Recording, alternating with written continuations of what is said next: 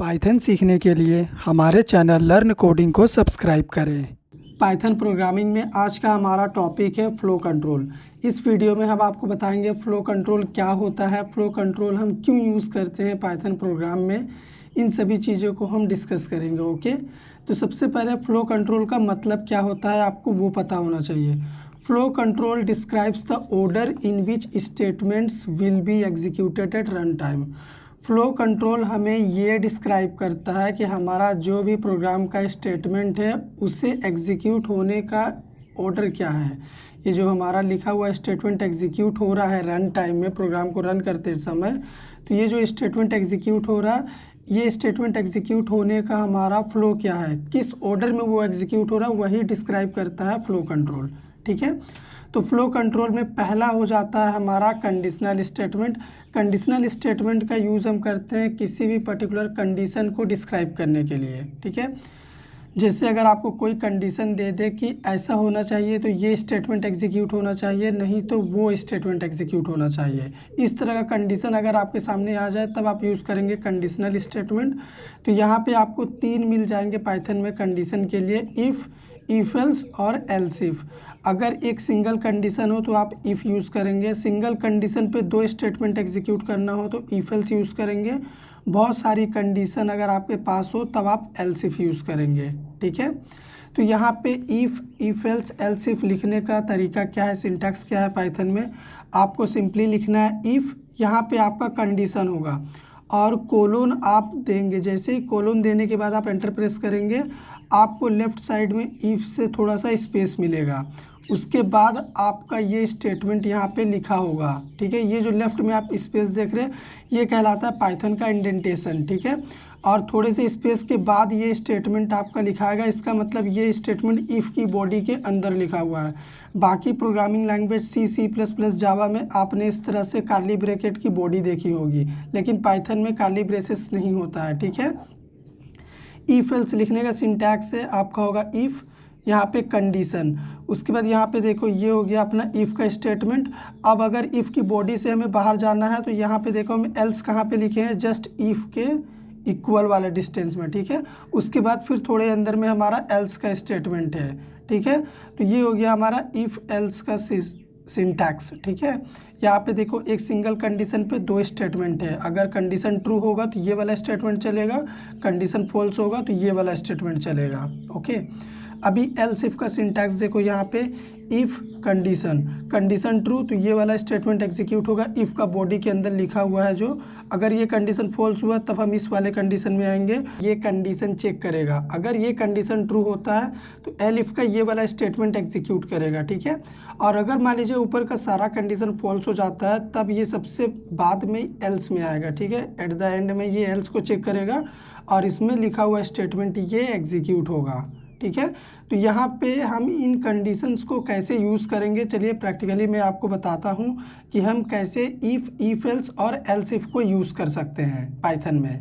तो सपोज कीजिए मेरा कुछ ऐसा रिक्वायरमेंट है, मैं चाहता हूँ कि यूज़र से एक इनपुट लूँ और अगर वो नंबर 2 से डिविजिबल रहा तो मैं प्रिंट कर दूँ कि number is odd, sorry number is even, वरना अगर वो 2 से डिविजिबल नहीं होता है तो मैं प्रिंट कर दूंगा नंबर इज़ ऑड। ठीक है, तो मैं यहाँ लिखता हूँ यूज़र इनपुट। ठीक है, आप लोगों को मैंने बताया था कि किस तरह से इनपुट फंक्शन की मदद से हम लोग नंबर को रिसीव कर सकते हैं या कोई भी इनपुट यूज़र के थ्रू ले सकते हैं। तो मैं यहाँ लिखूंगा इनपुट। ठीक है, इनपुट, उसके बाद मैं यूज़र को एक अच्छा सा मैसेज दूंगा, एंटर अ नंबर। ठीक है, अब मैंने आप लोगों को बताया था कि यूज़र जो भी यहाँ पर इनपुट देगा, इनपुट फंक्शन हमेशा स्ट्रिंग में वैल्यू को रिटर्न करता है। तो अब हम लोगों को क्या करना होगा, इस नंबर को जो भी यूज़र प्रोवाइड करेगा उसे हमें टाइप कास्ट करना होगा इंटीजर में। मैंने आप लोगों को टाइप कास्टिंग भी बताया था कि टाइप कास्टिंग क्या होता है। तो हम लोग लिखेंगे user input equals int of user input, यानी यूज़र जो भी डेटा दे उसे तुम इंटीजर में कन्वर्ट कर लो। ठीक है, और वापस से उसे यूज़र इनपुट के अंदर स्टोर कर दो।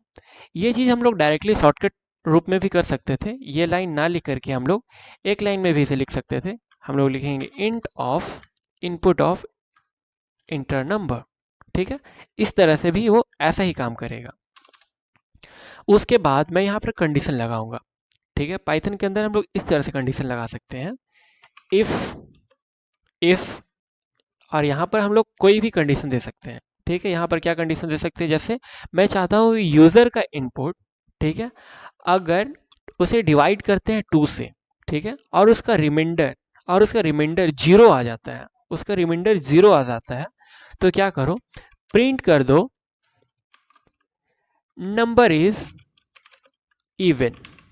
ठीक है, नंबर इज इवन, वरना प्रिंट कर दो number is odd. Number is odd. ठीक है, तो चलिए इस प्रोग्राम को एग्जीक्यूट करें। ठीक है, इस प्रोग्राम को एग्जीक्यूट करते हैं। हम यहाँ लिखेंगे पाइथन felse.py। ठीक है, इसने मुझे प्रॉम्प्ट किया इंटर नंबर, मैंने टाइप किया 5। 5 इवन नंबर है या ऑड नंबर है, ये यहाँ पर मुझे बता देगा। 5 ऑफ कोर्स एक ऑड नंबर है, तो मुझे आउटपुट मिलेगा नंबर इज ऑड। ठीक है, मैं इस प्रोग्राम को फिर से रन करता हूँ और यहाँ पे इनपुट देता हूँ 100। 100 is a even number, so we will get number is 7। Alright, तो इस तरह से हम लोग इस्तेमाल कर सकते हैं इफ एल्स का।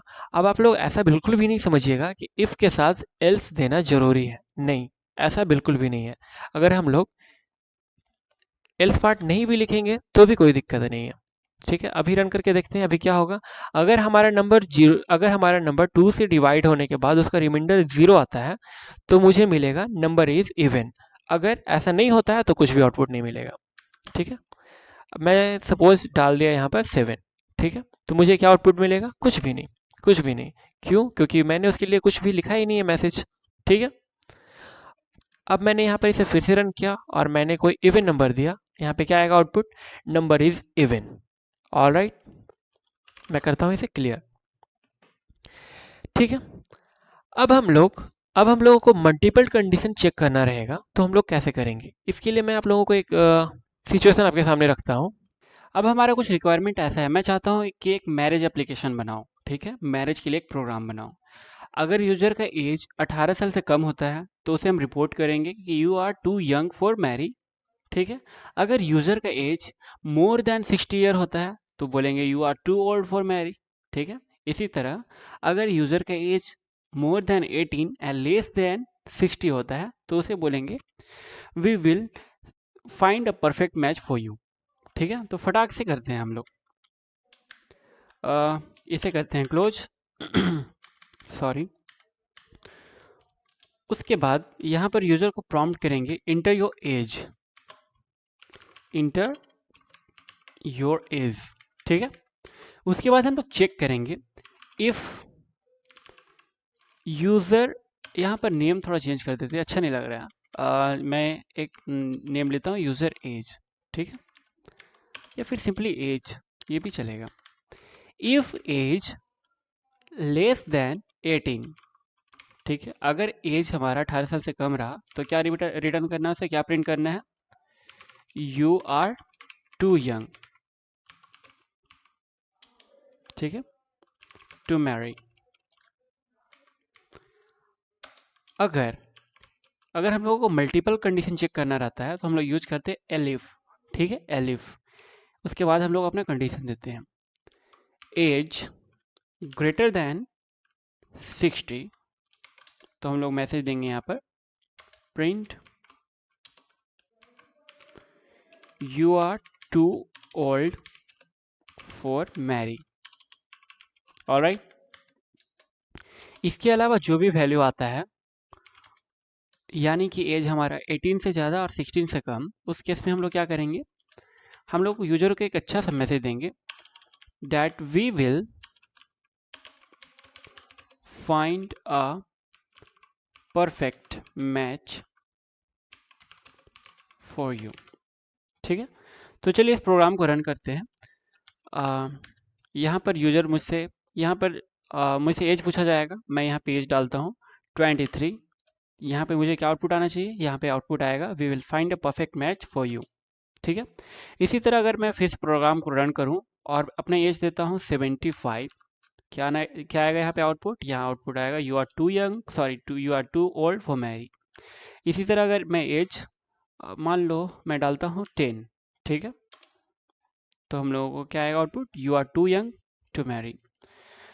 तो मैं उम्मीद करता हूँ आप लोगों को इफ एल्स यानी कि कंडीशनल स्टेटमेंट तो अच्छे से समझ में आ गया होगा, ठीक है।